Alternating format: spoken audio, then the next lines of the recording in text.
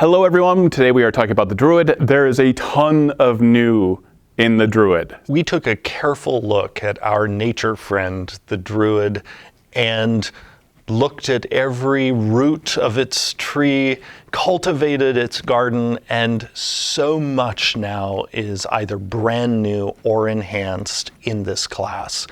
And a lot of this development that we did in the class, members of the D&D community were with us on the journey through the Unearthed Arcana process, but the final version has even elements that people didn't get to see as a part of the UA process.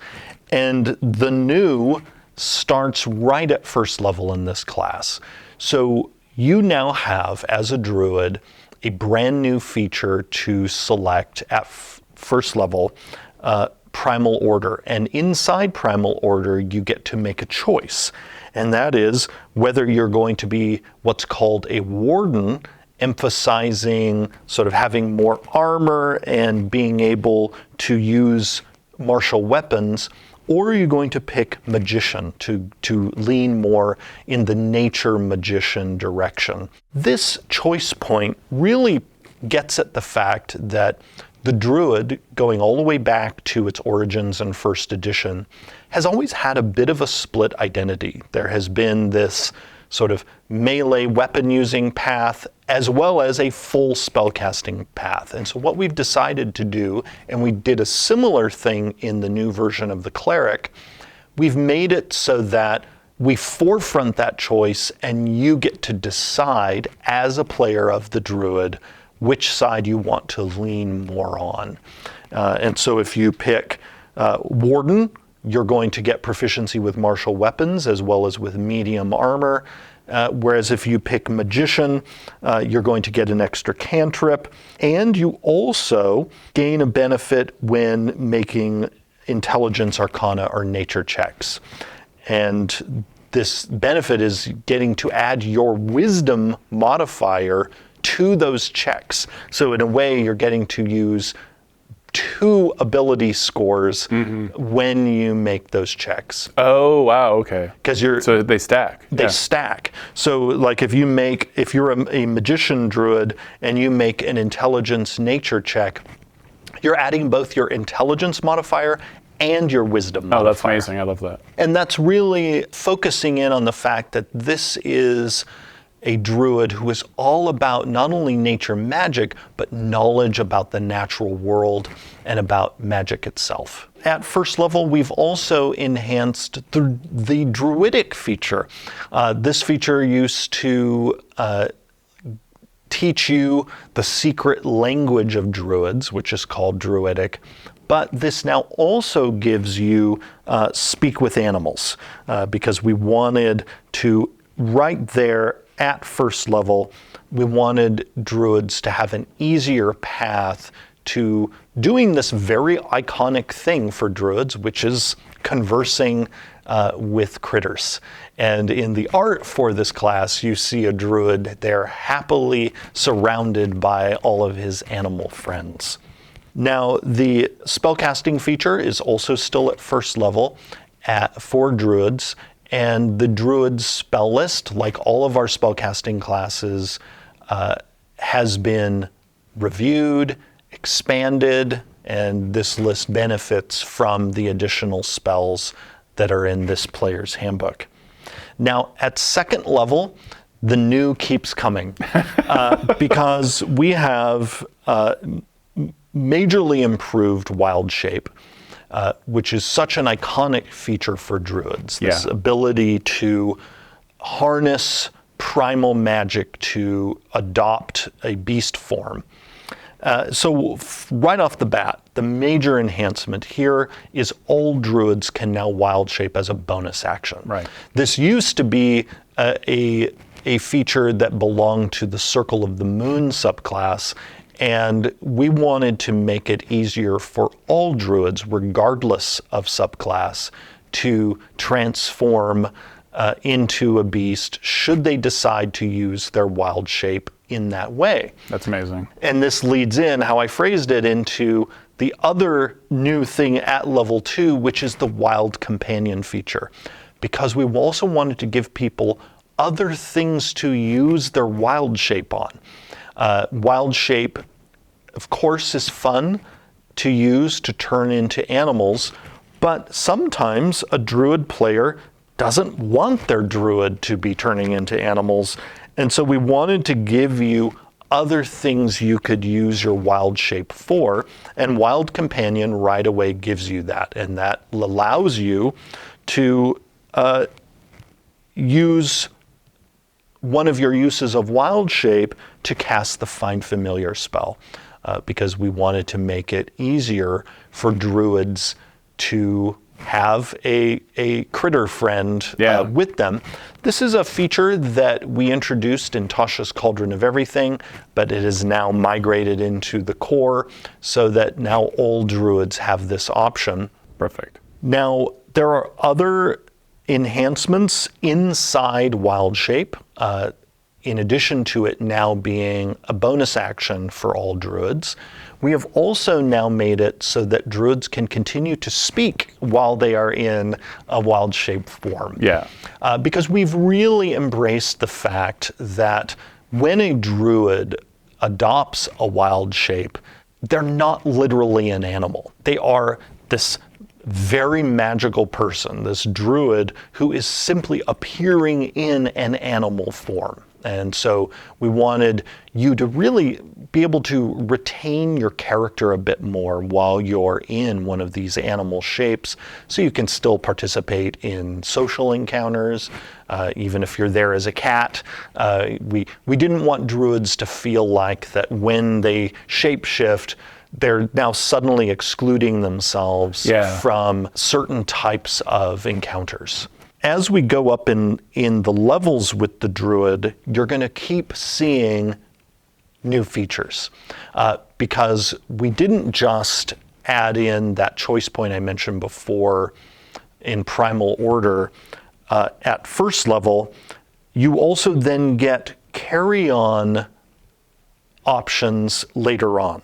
So when you get up to level 7, there is the Elemental Fury feature, where you again get to decide, do you want to lean more in the direction of spellcasting or in the direction of weapon use? Now, one of the fun things that we did here is this later choice is not determined by your choice at first level. You can actually mix and match. Yeah. So even if you decided to go more the spellcasting route at first level, you could instead go the Primal Strike direction at level 7, or you could keep going in the spellcasting direction with Potent Spellcasting. Then at level 15, you get Improved Elemental Fury, and this improves whichever one of those options you chose for Elemental Fury at level 7. Now, before both of those, there's another new feature in the form of Wild Resurgence, which allows you now some flexibility in terms of how you use your spell slots and your wild shape uses, where specifically you can give yourself a wild shape use by expending a spell slot. So if you've ever played a druid and you've been in the situation where I'd really love to shapeshift again, but I'm out of wild shape uses, but I have all these spell slots sitting around. Well, now you have the option of converting an unexpended spell slot into a wild shape use. But it also, once per day, can go in the other direction, where you can expend a use of your wild shape to give yourself a level 1 spell slot. Now, the farming spell slots for wild shape uses, you can just keep doing that until you've run out of spell slots. Yeah. But the other direction of taking a wild shape use and turning it into a spell slot, that you can do just once and then need to complete a long rest before you do it again. This is very juicy with Elemental Fury, because as you said, you're adding your Wisdom modifier to a druid cantrip's damage, or you're choosing to get extra damage when you're using Primal Strike in a melee form. And that continues into Improved Elemental Fury, where that your range of your cantrips significantly increases by 300 feet.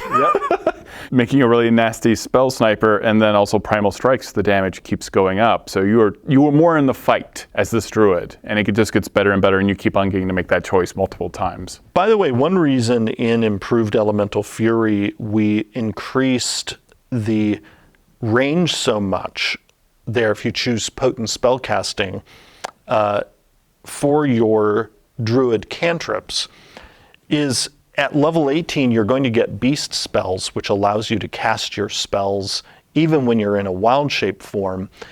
And we wanted you to be able to easily use your cantrips once you get that at range while you're like flying around as a bird. It's like a giant eagle. You're just like, yep. That's perfect. Now, at level 20, the Archdruid feature has been majorly enhanced. First, whenever you roll initiative, if you have no uses of wild shape left, you get a use back.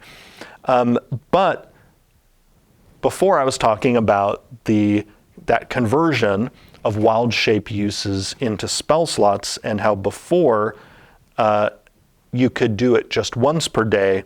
Well, now Archdruid has the Nature Magician component where you get an even better version of that.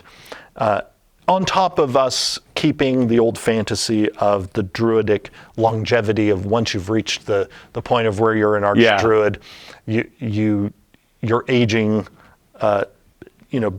basically slows to a crawl, and you're almost sort of you're like a treant, where you can hang around in the woods for many decades. And it's always such a nice narrative hook, especially for the end of a campaign, if you're playing a druid and you get to 20th level, because you're the character that might see, in like kind of the post story, right? The epilogue. You're the character that might see everyone grow old and pass away, and see their children grow up and their grandchildren grow up, and you can kind of be the narrative hook for what happens after the story is over.